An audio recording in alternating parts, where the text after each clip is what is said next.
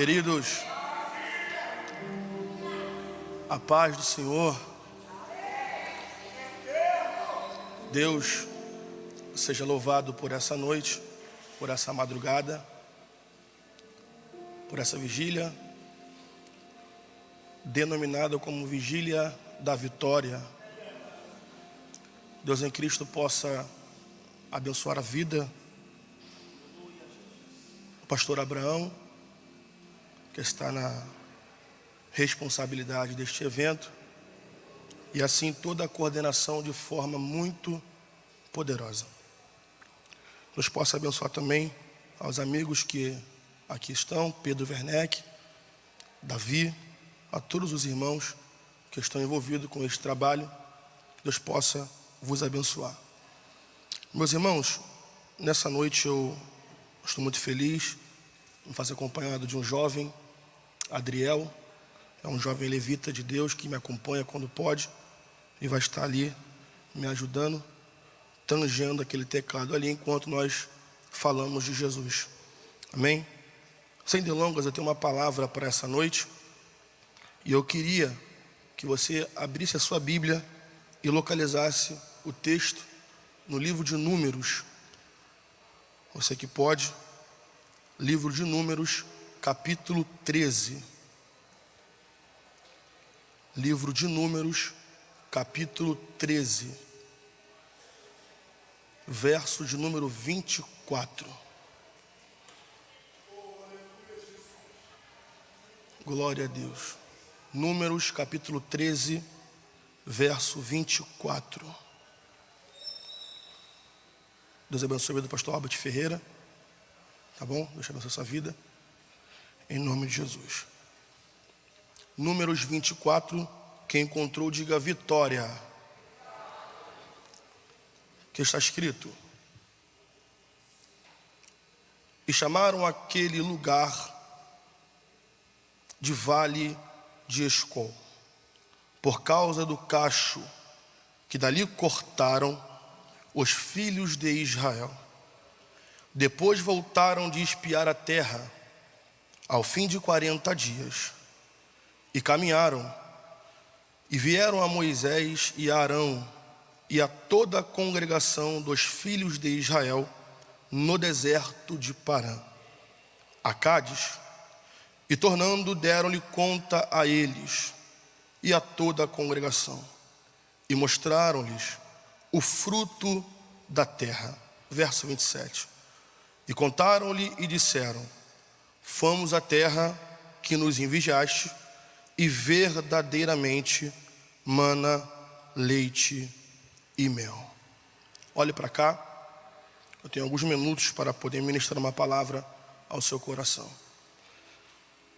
Eu acredito que 90% da igreja já deve ter ouvido a respeito deste texto e deste episódio que narra a história dos filhos de Israel no momento da sua peregrinação, no seu momento de atravessar até a terra de Canaã, a terra que Deus havia prometido aos seus filhos.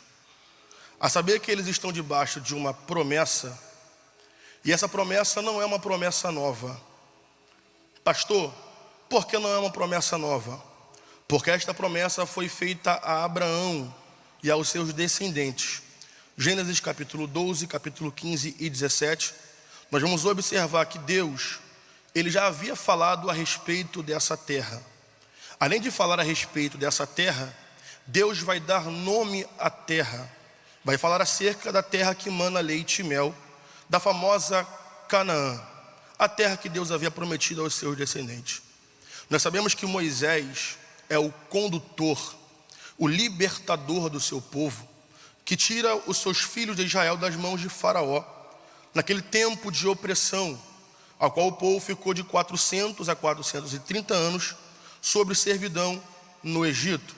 E quando eu digo 400 a 430 anos, eu estou dizendo desde a entrada da família de Jacó, através de José, no Egito.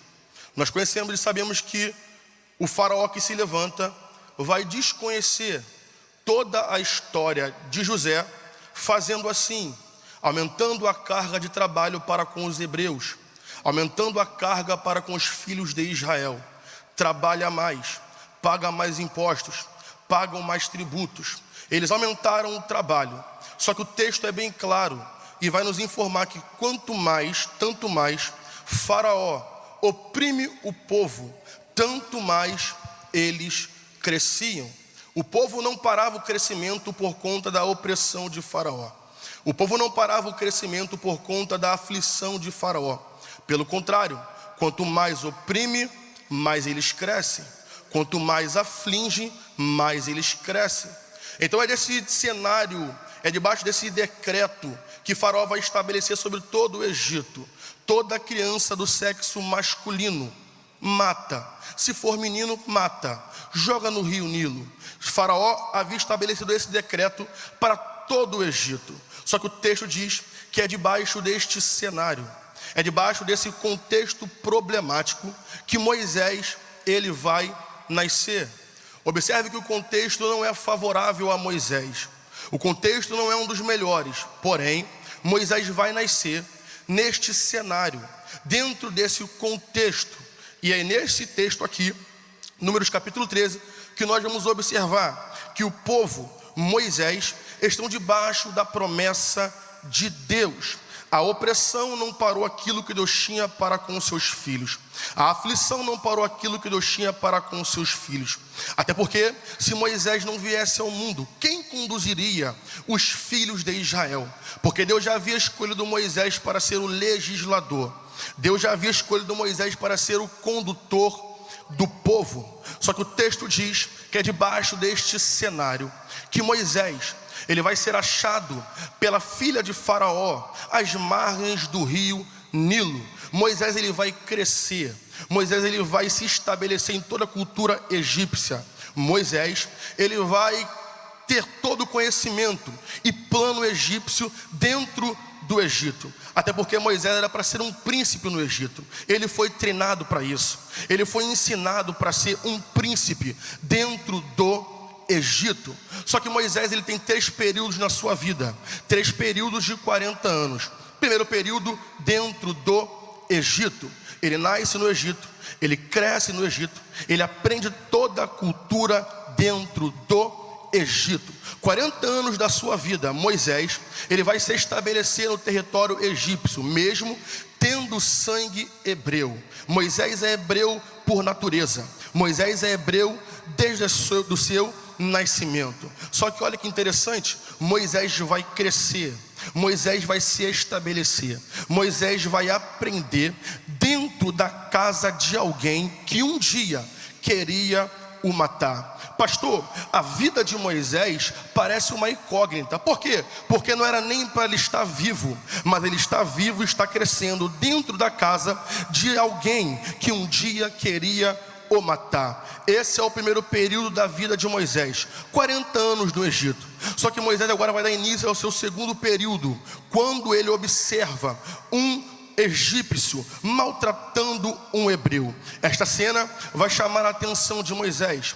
A ira se acende em Moisés e o mesmo vai ferir este soldado egípcio até a morte. Esta feita vai ser descoberta. Moisés vai temer a morte por Faraó e vai fugir para o deserto de Midian.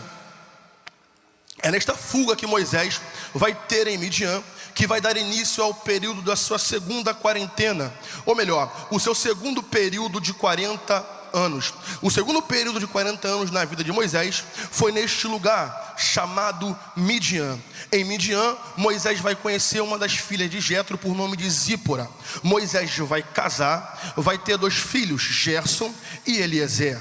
Moisés vai começar a pastorear as ovelhas do seu sogro Jetro. Em Midian, Deus vai começar a trabalhar, a tratar na vida de Moisés. E eu não sei os senhores que aqui me escutam, mas é nesse período, no segundo período de 40 anos da vida de Moisés, que Deus vai começar a manifestar a sua soberania, a sua grandeza, e vai vocacionar Moisés para ser o libertador, para ser o condutor dos filhos de Israel.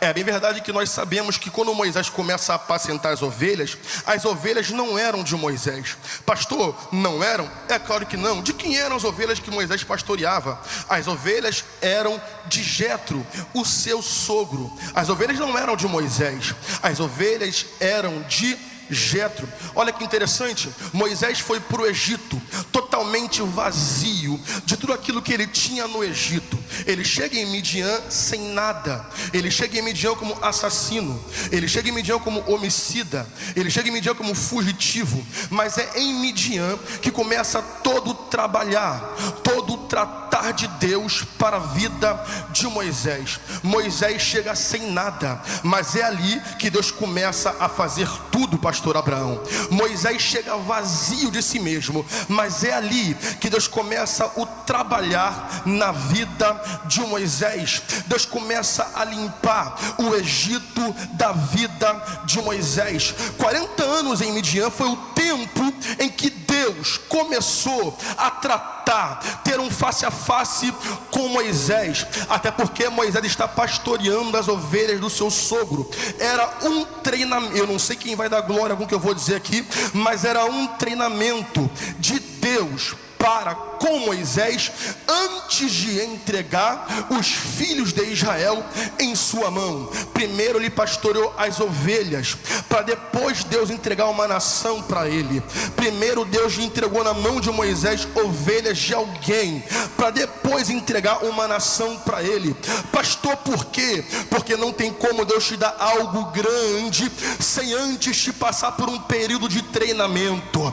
Eu vou de novo, não tem como Deus depositar em você algo grandioso sem antes Ele te dar um período de treinamento. E eu vou repetir porque minha irmã levantou a mão lá em cima. Deus primeiro, Ele vai te dar um acesso pequeno, para depois começar a tratar em você, para te dar os acessos maiores. No começo é pequeno mesmo, é tudo pequeno. Se você passar pelo pequeno, Deus te colocará naquilo que é grandioso. E isso aqui me faz lembrar do profeta Elias. Por quê? Porque o profeta Elias está pregando, ou melhor, profetizando. É o boca de Deus, é o Navi, é o boca profética, profetizando para Acabe, dizendo: não vai ter chuva e nem vai ter orvalho durante esses anos, senão segundo a minha palavra. Parece que Elias agora vai viver o tempo do seu ministério. Parece que Elias vai viver o tempo agora da ascensão da sua chamada. Pelo contrário, Elias profetiza para Acabe dizendo: não tem chuva, não tem orvalho, senão segundo a minha palavra. O profeta tem tanta autoridade que ele está dizendo: senão segundo a minha palavra. Por quê? Porque profeta que tem credibilidade, ele profetiza e Deus assina embaixo. Olha o que o texto diz: o Deus vai bradar no céu dizendo: Elias, retira-te daí e se esconde no oriente, junto ao ribeiro de Querite. Olha o detalhe do texto: se esconde junto ao ribeiro de Querite, que está diante do Jordão. Eu parei para analisar esse texto e observei que Elias está diante de duas situações. Quantas situações, igreja? Quantas situações? Duas. Primeira, ele está diante, ou ele está de frente ao ribeiro, bebendo do ribeiro que está diante do Jordão. E a pergunta que eu faço aos senhores é: o que é maior, ribeiro ou rio Jordão? Quem é maior, ribeiro ou rio Jordão? A saber que o ribeiro depende da água da chuva. Se não chove, ribeiro seca. Se não chove, o ribeiro seca. Mas o Jordão é rio que tem nascente. Só que Deus está dizendo para o profeta: você vai sair do palácio e vai beber do ribeiro que é menor, mesmo que você esteja diante daquilo que é maior. Pastor, por quê? Porque não adianta Deus entregar grandeza sem antes te ensinar você passar por aquilo que é pequeno primeiro. Agarre na mão de alguém, oh glória a Deus, pegue na mão de alguém e diga: Deus vai te testar, diga: Deus vai te provar naquilo que é pequeno, para depois abrir os acessos para você. Primeiro é pequeno, depois abrir o grande. É porta pequena, é lugares pequenos, é oportunidade pequena. Por quê? Porque quando chegar o grande em você, ele vai te honrar com muita grandeza. Oh, aleluia! Moisés está pastoreando as ovelhas de Jetro, porque Deus não ia entregar a nação sem antes primeiro ensinar a pastorear ovelhas de alguém. Moisés está levando as ovelhas de Jetro para pastorear nas extremidades do Horebe. Quando Moisés está levando as ovelhas de Jetro para pastar nas extremidades do Horebe, olha o que o texto diz. Moisés, ele está observando no monte Horebe uma sarça pegando fogo, e o texto diz que essa sarça, ela queima numa intensidade tão grande, mas tão grande, que enquanto ela queima, ela não se destrói. A sarça não se consome pelo fogo que está aceso nela. A sarça não se consome pelo fogo que está aceso nela. Pelo contrário, a chama está acesa e a sarça está de pé. Parece até que Moisés está tendo, senhores, uma visão normal. Pastor Abraão, parece que Moisés está tendo uma visão comum. Só que não, parece comum, mas não é.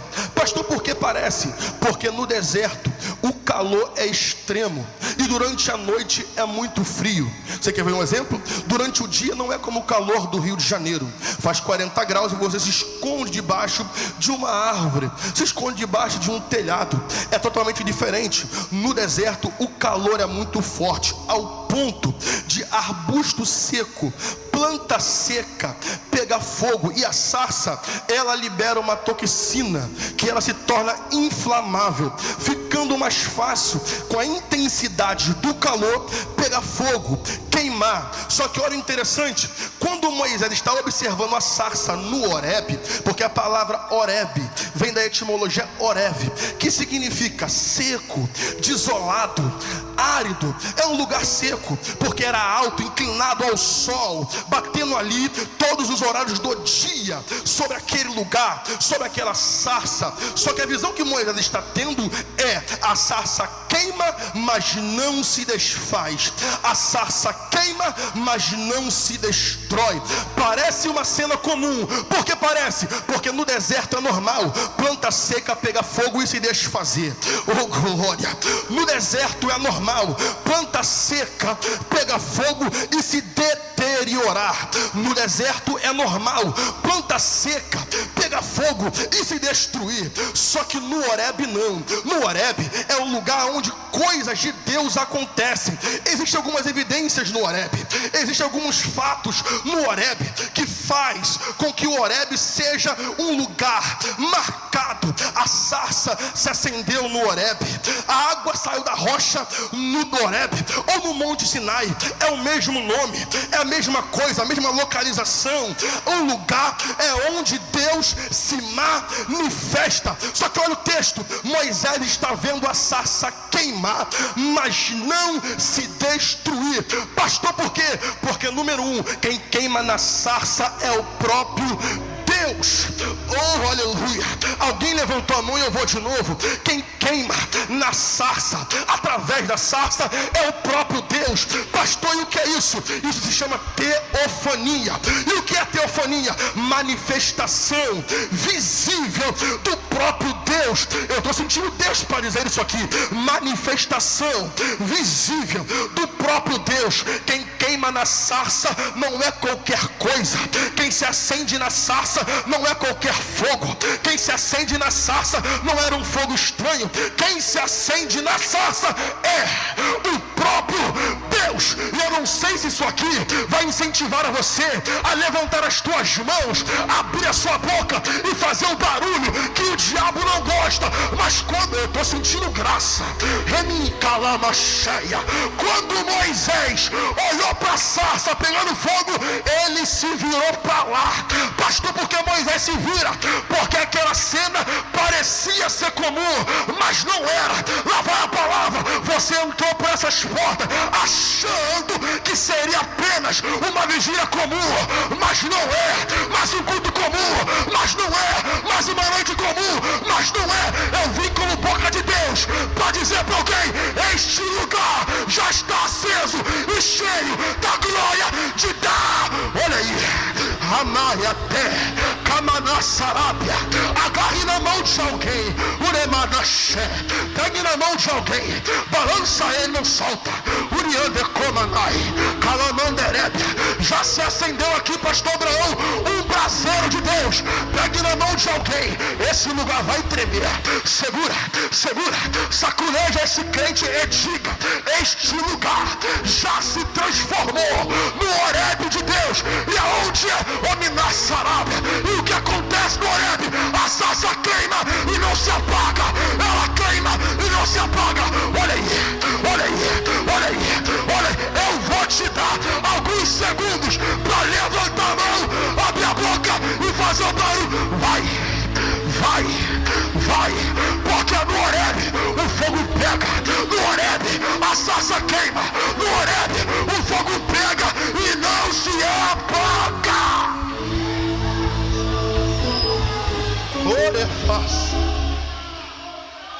Calamanderebia. Já tem um braseiro aceso aqui na Ramaia até. Kamanassarabia. Já tem um braseiro aceso no meio da igreja. O Minassé. Sabe o que me chama a atenção no texto? Quando Moisés chegou no Horebe, ele não acendeu. Eu não sei quem vai pegar. Ele não acendeu a sarça. A sarça já estava acesa. Ele chega no ambiente e a sarça está queimando. Ele chega no Horebe e a sarça já está pegando. Pastor, por quê? Porque a sarça não depende da chegada de alguém para poder queimar. Ela já está. Eu te convido agora, Jesus, levante as duas mãos. Eu vou profetizar. Uma é pouco, levante as duas. Isso, lá em cima, no terceiro andar. Alguém pegou de pé. O Minahaxé. Levante as suas mãos lá em cima. Isso, as duas. Pastor, porque o fogo que Deus acende não é como fogo, como os outros fogos. Não é comum, porque a Bíblia me garante isso. Como te garante o fogo?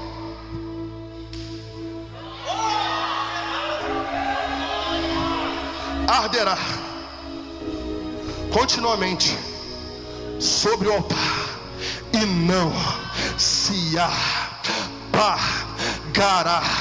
Oh, Ramaia, terra cheia. O fogo queima em você e não se apaga. O fogo arde em você e não se apaga. O fogo acende em você e não se apaga.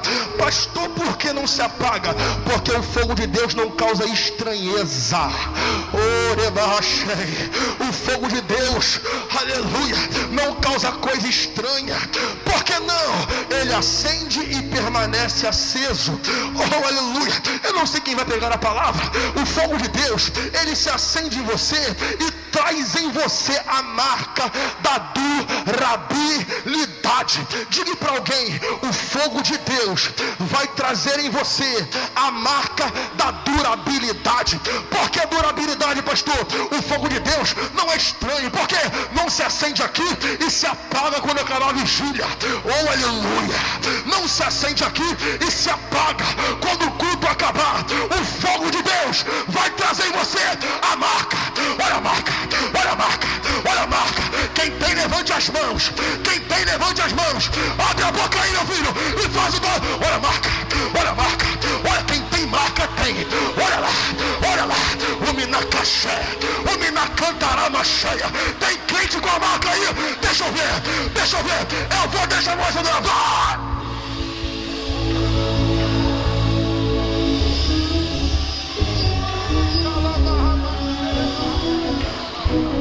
Agarre na mão de alguém. Oh, aleluia. É o caminho para o fim. Agarre na mão de alguém e diga: você está carregando, diga, a marca. Você carregará a marca. A tua casa ficará marcada. O teu ministério ficará marcado. Os teus negócios, olha aí, vai ficar. Você não veio aqui para mais uma vigília. Você não veio aqui para mais uma sexta-feira. Ele vai te marcar nessa noite.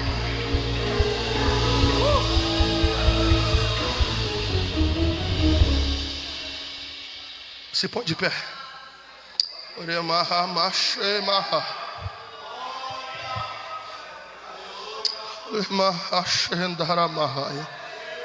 Tem brasa acesa no meio da igreja.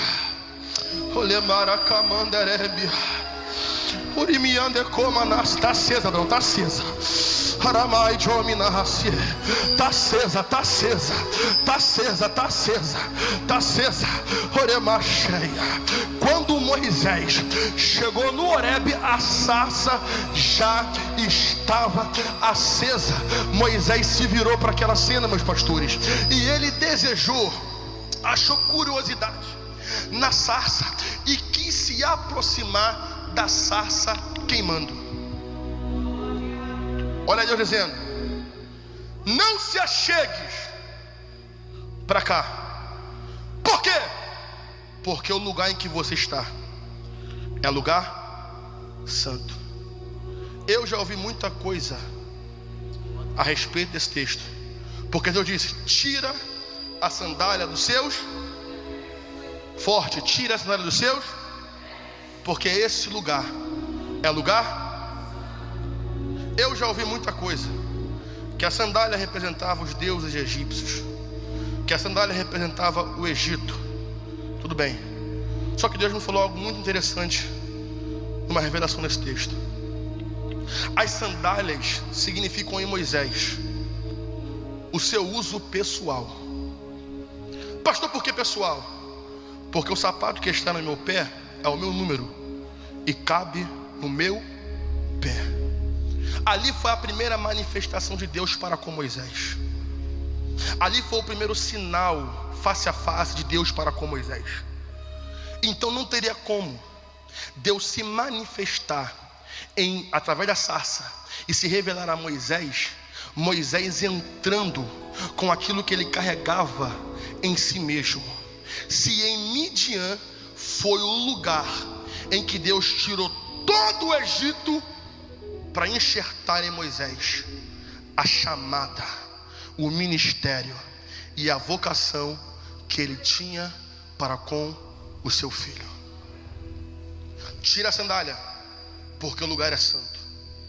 Tudo aquilo que Moisés precisava era entender que para entrar no ambiente espiritual, a sua vaidade pessoal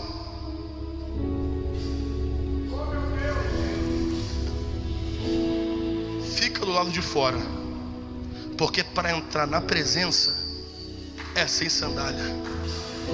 Eu sei que você botou a melhor maquiagem nessa madrugada. Eu sei que você botou o melhor terno nessa madrugada. Eu sei que você botou o melhor perfume nessa madrugada. Mas eu te convido nesta hora: tira a sandália dos pés, porque o lugar em que você está já é um lugar santo. O lugar em que você está já se transformou no Horebe de Deus. Levante as suas duas mãos lá em cima, até tocar no céu. Vai, isso. Procura alguém que está no céu e põe a mão no ombro dele agora. Isso, coloca a mão no ombro desse crente agora. Ore por ele, ore por ela. Ora, de dois em dois.